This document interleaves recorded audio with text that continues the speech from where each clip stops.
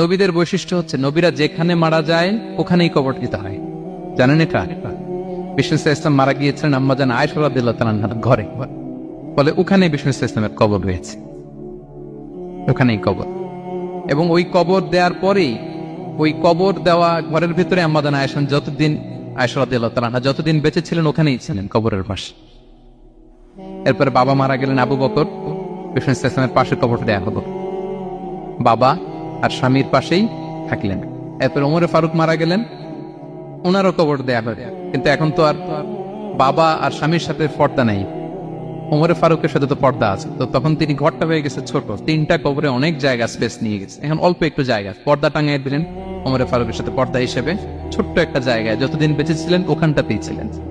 ওমরে ফারুক যখন আমিরুল মুমিনিন খলিফা, তখন ছেলে আব্দুল্লাহকে পাঠিয়েছিলেন যে যাও একটা অনুমতি আগে থেকে নিয়ে রাখো আম্মাজান আয়েশার কাছ থেকে, যেহেতু ঘরটা ওনার,